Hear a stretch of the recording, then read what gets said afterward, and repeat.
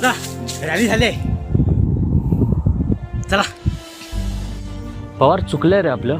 म्हणजे महाराजांच्या जयंतीनिमित्त आपण डीजे लावला, पोरं नाचवली, पोरांना दारू दिली. पवार तुम्हाला वाटत नाही आपलं काहीतरी चुकतं? मग महाराजांची जयंती तर कशी साजरी करायची? तो पुतळा उभारायचा त्याच्या दारी लागू का? पवार, ज्या रयतेच्या राजाने आपला हा स्वराज्य वाचवण्यासाठी रक्ताचं पाणी केलं, आज आपण त्यांचा किल्ला वाचवू नाही शकत. अरे इकडे किल्ल्यावरती येऊन नावं कसले लिहितात हे?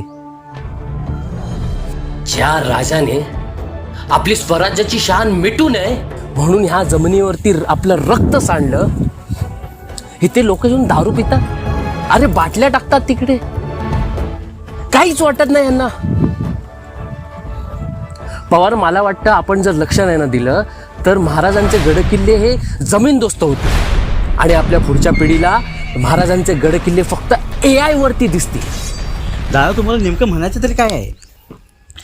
महाराजांचे गडकिल्ले म्हणजे महाराजांचं अस्तित्वच आहे. ते नुसतं डोक्यावरती चंद्रकोर टिळा लावून किंवा डीजेवर नाचवून हे करणं म्हणजे महाराजांवरचं प्रेम, आदर हे नव्हे. मला फक्त हे सोशल मीडियावरती दाखवण्यासाठी मोठेपणा केला जातो हेच वाटतं. पवार, पोरांना गडावर बोलून घ्या, कामाला लागूया. गडाची साफसफाई, जो भाग मोडलाय त्याची दुरुस्ती करून घ्यायला हवी. पण दादा अरे हे तर सरकारचं काम आहे ना. का महाराज फक्त सरकारसाठी लढले होते का? उलट महाराज सामान्य माणसाच्या न्यायासाठी, त्यांचा हक्क मिळवून देण्यासाठी लढले होते. आणि आपण साधं त्यांचं अस्तित्व, त्यांचे गडकिल्ले जपून ठेवू शकत नाही.